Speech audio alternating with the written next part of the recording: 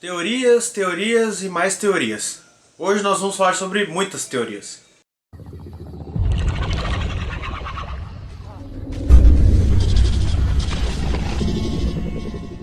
E aí, granudos? Hoje nós vamos continuar nossa série de vídeos falando sobre a segunda temporada de Mr. Robot.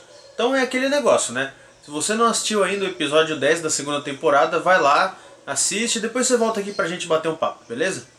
Então galera, como começar a falar sobre esse episódio, né? Tem tanta coisa acontecendo na série ao mesmo tempo que fica difícil comentar sobre tudo que está acontecendo, né? Então vou tentar ser breve sobre os acontecimentos que aconteceram nesse episódio, né? Acontecimentos que aconteceram é foda, né? Porque tem muitas teorias pra falar e então vamos partir pra elas, beleza? Bora! Logo no início do episódio nós temos uma conversa, né, entre o Philip e o Terry. Nós finalmente temos uma ideia do que motiva o Philip, né? Porque o Terry pergunta pra ele qual é o objetivo dele ao fazer tudo que ele faz e tal. E basicamente ele quer poder, só que ele não quer qualquer tipo de poder. Como ele mesmo disse, toda vez que ele entra numa sala ele se pergunta se ele é a pessoa mais poderosa dentro daquela sala. E o objetivo dele é ser a pessoa mais poderosa dentro de uma sala, em qualquer sala do mundo. E ele mesmo diz que tem uma ou duas pessoas que são mais poderosas do que ele, né? E uma a gente já sabe quem é, né? Isso mesmo, White Rose. E sobre o White Rose nós temos nossa primeira teoria aqui, que é bem interessante. No Reddit tem uma comunidade dedicada à série Mr. Robot, tá? E tem uma galera que leva a sério lá as investigações de cada detalhe que a série mostra, sabe? E lá tem um post de um cara que diz, tem uma teoria sobre qual seria o plano do White Rose. Nessa conversa entre o Philip e o Terry, a gente vê que o Philip pede pro Terry convencer um chegado lá do presidente, né, a entregar o Congo pra China. E aí, a princípio eu não tinha visto nada de estranho nisso, né, sei lá por que a China vai querer o Congo e tal.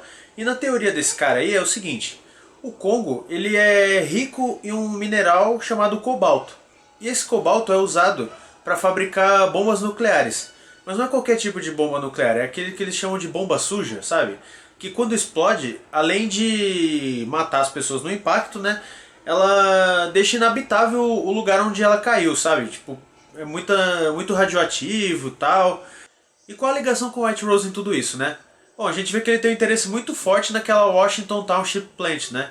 E o que seria ela? Um reator nuclear. E aí você liga os pontos, né? Reator nuclear, mineral utilizado para criar bombas nucleares. Nós vemos aí que o Philip diz para entregar o Congo para a China, né? Quem que é o ministro lá da China? Zeng. E quem é o Zeng? White Rose. Então, será que o White Rose está planejando criar bombas nucleares? Qual seria a jogada dele em tudo isso, né? Tá certo que se você tem uma bomba nuclear, você praticamente pode pedir qualquer coisa, velho. É por isso que os Estados Unidos a nação é uma superpotência, né, hoje em dia.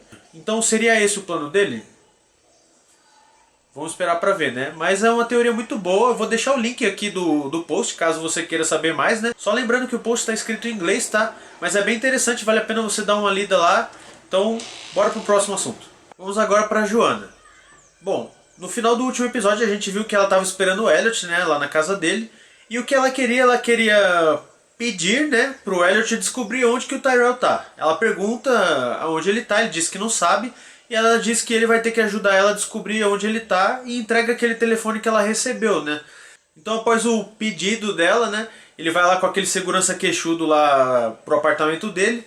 Ele diz que ele precisa parar antes numa loja lá para comprar os equipamentos, né? Porque ele perdeu tudo, a polícia confiscou e tal. E aí quando ele tá lá na loja, ele recebe uma ligação, né, nesse telefone que a Joanna entregou para ele. E na hora que ele atende, ele escuta a mesma coisa que ela escutou, né? Que é alguém respirando assim e tal. E ele ficou em dúvida se era o Tyrell, né, ou não. E a partir desse momento o Mr. Robot desaparece, cara. Será que ele tava com medo do que o Elliot podia descobrir, né? O que será que aconteceu com ele? A gente não vê mais ele durante o episódio inteiro. E aí o Elliot fica desconfiado, né? Eles voltam lá pro apartamento dele e o Elliot fica pensando por que o Mr. Robot fugiu, né? O que ele queria. A única coisa que ele sabia é que o Mr. Robot queria voltar pra casa. Ele falava a todo momento que ele queria voltar pra casa. E aí tem uma cena bem legal, né? Que ele fala com a gente, né? Porque o Elliot tem o costume de falar com a gente. E ele pergunta se a gente consegue ver alguma coisa no apartamento dele que o Mr. Robot possa querer, né? E aí a câmera vai passando assim no apartamento dele, todo tal. Que porra é essa serra, velho? E eu não sei se dá pra ver nessa cena isso, né? Mas o que eu acredito que o Mr. Robot queira é a carta que o Leon disse que o Elliot ia receber. Se vocês lembram bem, quando o Leon salvou ele lá na prisão, ele disse que o Elliot ia receber uma carta na terça-feira e que era para ele fazer exatamente o que estava escrito na carta, né? Bom, então a gente sabe que a carta é da Dark Army, porque o Leon tá trabalhando para eles, né? E o Mr. Robot foi quem planejou a fase 2.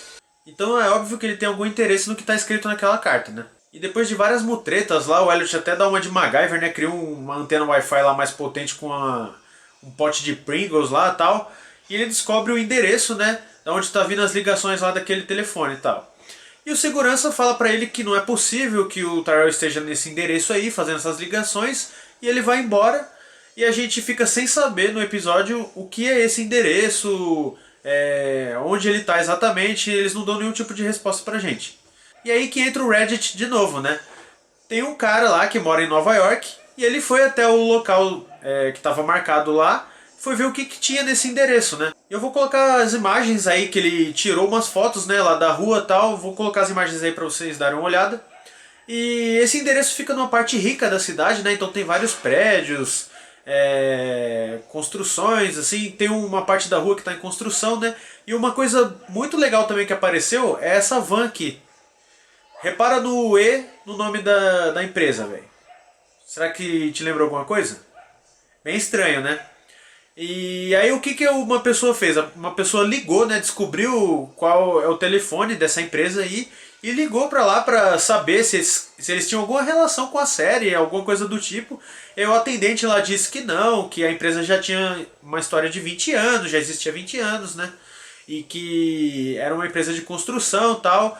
E o cara que atendeu o telefone falou que era fã da série também, ele achou bem legal lá. Ele falou, ah não, talvez os caras pegaram a ideia de ter o E torto assim no nome da E-Corp aqui da nossa empresa, tá, não sei o que. Bom, cara, não sei, será que foi só uma coincidência? O pessoal investigou, né, e viu que o domínio de internet deles foi registrado em junho de 2016, né, para uma empresa que já está há 20 anos aí no mercado, junho de 2016, bem esquisito, né? A gente sabe que o Sam Esmail, ele não dá ponto sem nó, cara. Pode ser que tenha alguma pista aí, né? Vamos esperar pra ver. E antes de partir pra Darlene e pro Cisco, tem mais uma coisa bem legal pra falar sobre o Elliot. A gente vê que ele recebe várias mensagens da Angela, né, por telefone, falando que eles precisam se encontrar e tal. E aí eles se encontram no metrô, né, e a primeira pergunta que ela faz pra ele é: por que você criou a F-Society? E eu achei isso um pouco estranho, né? Por que ela ia começar a conversa logo com essa pergunta, assim? E aí ela conta pra ele uma história de que uma vez no museu ele brigou com uma pessoa porque ela não estava vendo o que ele estava vendo e tal. E ela pergunta pra ele se essa pessoa que ele estava vendo já era o Mr. Robot naquela época, né, tal.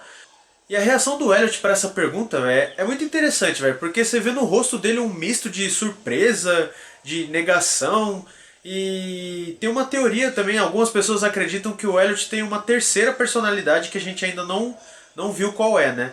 E dizem que essa seria uma das provas, né, disso, porque a reação dele parece ser 3 reações ao mesmo tempo antes dele formular uma resposta para ela, né?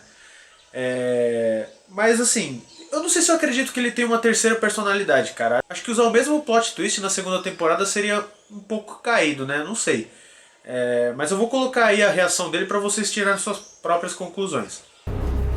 And screaming at the staff because they couldn't see whoever you said you were seeing.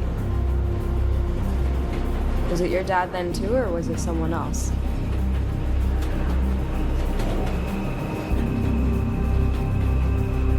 I don't remember that at all.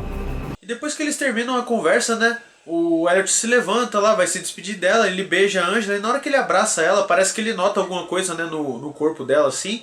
E isso provavelmente é uma escuta da polícia. Isso mesmo, cara. A Angela tá trabalhando com o FBI. Como assim? Tá trabalhando com o FBI e tal?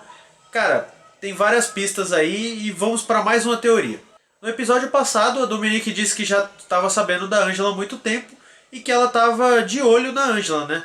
Durante toda a temporada, a Angela foi seguida por 2 pessoas que estão sempre no background em todas as cenas que ela aparece, cara. Vou colocar as imagens aí para vocês darem uma olhada. No episódio 2, aparecem as 2 pessoas aí nesse lugar que está marcado. No episódio 4, no episódio 5 e até no episódio 8. E depois que o Elliot vai embora lá, ele desce na estação, nós vemos 2 pessoas se aproximarem da Angela, que são as mesmas 2 pessoas que apareceram em todas as outras cenas. Ou seja, provavelmente aquelas 2 pessoas são agentes do FBI E a Angela tava com a escuta ali para poder pegar provas de que o Elliot criou a F-Society, né? Por isso que ela começou a conversa com aquela pergunta. Agora vamos passar para a Darlene e para o Cisco, né? A gente vê que quem estava batendo na porta da Darlene no último episódio era o Cisco, e a pessoa que ele encontrou lá no apartamento era o Vincent, que era o cara que estava ajudando a Darlene lá com os planos da F-Society, né? E o Vincent, ele tá cheio de ferimentos no corpo assim e tal. Aparentemente ele não vai durar muito tempo se ele não for pro hospital. E a Darlene queria deixar ele morrer mesmo, porque tinha medo do que ele poderia dizer pra polícia, né? Se levassem ele pro hospital. E aí o Cisco conversa com ela, convence ela a levar no hospital, né? E eles levam o cara pra lá. Enquanto isso, o FBI tá na cola dos caras, velho. Eles chegaram até o apartamento da Susan. Eles já têm um retrato falado do Cisco, né? E eles chegam até o apartamento dele também. E a Dominique não quer divulgar o retrato falado do Cisco, né? Porque ela sabe que no momento que for divulgado isso, a Dark Army vai começar a caçar ele. E aí o chefe dela fala que não, que eles têm que divulgar logo, que agora, depois da parada com a Operação Bernstein, agora eles têm que ser claros sobre tudo que eles fazem. E eu acho isso meio estranho, cara. Eu acho que esse cara poderia segurar um dia ou dois aí antes de divulgar o retrato falado, mas ele tava com muita pressa para poder passar isso na televisão, divulgar para todos os noticiários e tal. Desconfio que o chefe da Dominique também está trabalhando com a Dark Army e ele queria colocar isso na TV logo para a Dark Army ter ciência de que os caras já estão atrás do Cisco e matar ele antes do FBI chegar até ele. E aí nós chegamos à parte mais tensa do episódio, cara. A Darlene e o Cisco vão para um restaurante, né, enquanto eles esperam o parecer dos médicos, e a Dominique consegue encontrar eles lá no restaurante. Aí ela entra lá para poder falar com eles, e nisso nós vemos uma moto parando do outro lado da rua, né, e um cara descendo, velho. E a gente vê a metralhadora na mão dele e já pensa, puta, velho, fudeu, agora fudeu tudo. E aí o cara chega lá e começa a metralhar o restaurante inteiro e a gente fica sem saber o que aconteceu, né? A Dominique conseguiu escapar, ela deu 2 tiros no cara, né? E o cara, como sempre, se matou para não ser pego pela polícia. E a gente fica sem saber qual é o destino do Cisco e da Darlene, né? Eu revi essa cena várias vezes, vi com zoom para tentar saber o que aconteceu e uma coisa eu tenho certeza, cara. O Cisco já era. Com certeza ele morreu. Quando você vê o primeiro tiro sendo dado, dá pra ver claramente um jato de sangue subindo assim, exatamente onde o Cisco está sentado. E a Darlene a gente consegue ver que ela conseguiu se abaixar, né? Então eu tenho quase certeza que ela não morreu, mas provavelmente ela tenha ficado ferida. Um detalhe bem legal dessa cena é que a gente vê toda a cena de um ponto fixo, né? E a câmera tá filmando assim uma travessia, né, da rua e o restaurante lá no fundo. E a gente vê que tem um semáforo de pedestre, daqueles que mostram quanto tempo a pessoa tem para atravessar a rua antes do sinal ficar vermelho, né?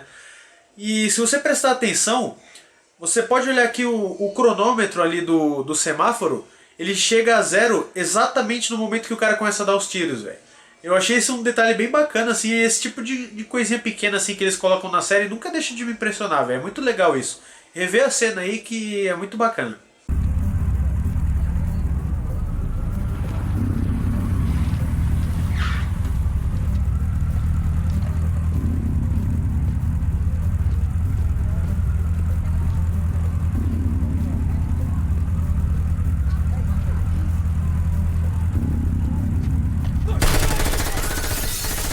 Bom, então é isso, galera. Tinha bastante coisa pra falar sobre esse episódio, né? Muitas teorias e tal. Agora eu quero saber o que vocês têm a dizer. Vocês concordam com as teorias que eu comentei aqui? Discordam? Tem alguma coisa a acrescentar? Diga aí nos comentários o que vocês acharam, beleza? Se você gostou desse vídeo, deixa um like aí. Compartilha esse vídeo aí com seus amigos que também estão assistindo a série. Não se esqueça de se inscrever no canal para você não perder os próximos vídeos, beleza? Então, até o próximo e falou! É tão bom quando a gente acerta uma teoria de uma série, não é? Mas aí ela vem e explode sua cabeça de novo.